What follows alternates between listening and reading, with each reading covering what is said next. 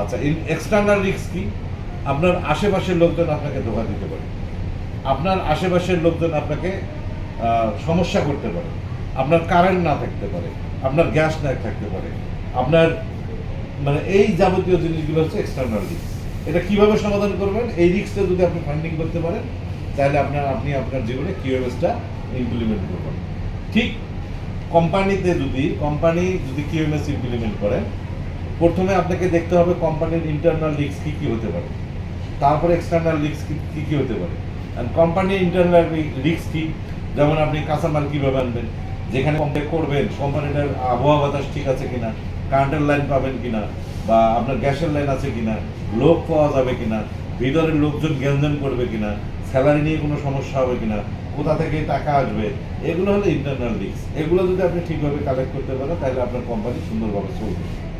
আচ্ছা, external risk কি? আপনি যেখানে কোম্পানিটা করতেছেন আশেপাশে আপনার লোকজন পাওয়া যাবে কিনা, রাস্তাঘাট আছে কিনা, মানে এই যে এক্সটার্নাল রাজনীতির কোনো সমস্যা আছে কিনা, পারিবারিক কোনো সমস্যা আছে কিনা আশেপাশে কোম্পানি, এগুলো হলো এক্সটার্নাল রিস্ক।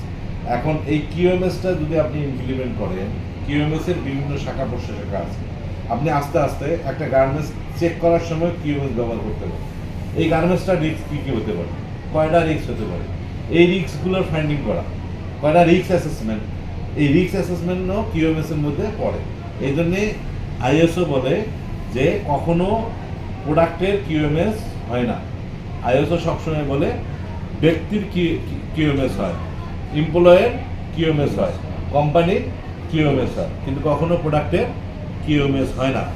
আপনি যদি এমপ্লয়ে অথবা আপনি যদি ওয়ার্কার হন, আপনার ভিতরে যদি কিউএমএস থাকে, আপনার যদি প্রোডাক্টিভিটি ভালো থাকে, আপনি যদি নিট অ্যান্ড ক্লিন থাকেন, আপনার প্রোডাক্টও নিট অ্যান্ড ক্লিন হবে।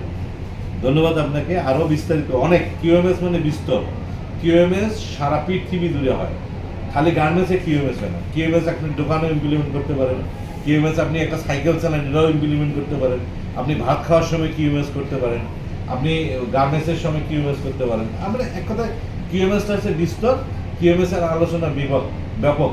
আমরা ইনশাল্লাহ পরবর্তীতে আরও ইমপ্লিমেন্ট করব, আরও আলোচনা করব, আস্তে আস্তে আমরা পর্বে আলোচনা করব। আপনারা সাথে থাকবেন। অসংখ্য ধন্যবাদ আপনাকে, আপনি সুন্দর প্রশ্ন করছেন এবং যারা শুনলেন ইনশাল্লাহ আরও ভালো কিছু শুনবেন এবং ভালো কিছু আসতেছে। যারা আমরা স্কিল অর্থাৎ গার্মেন্টসের কিছু ডেভেলপ করতে চাই, যারা গার্মেন্টস অথবা প্রাইভেট কোম্পানিতে জব করতে চাই, তাদের নিয়ে আমরা কিছু আলোচনা করব, তাদেরকে কিছু শিক্ষণীয় বিষয়, প্রাইমারি স্টাফ আমরা আসলে ফুলফিল দিতে পারবো না, কিন্তু আপনাকে প্রাথমিক ধারণা আমরা দিতে পারবো। সেজন্য আমাদের ইউটিউব চ্যানেল আছে, YouTube channel RNG skill media, এখানে জয়েন করবেন এবং এখানে গার্মেন্টস রিলেটেড অনেক কিছু আছে জানতে পারবেন। অসংখ্য ধন্যবাদ সবাইকে, ভালো থাকবেন। আসসালামু আলাইকুম।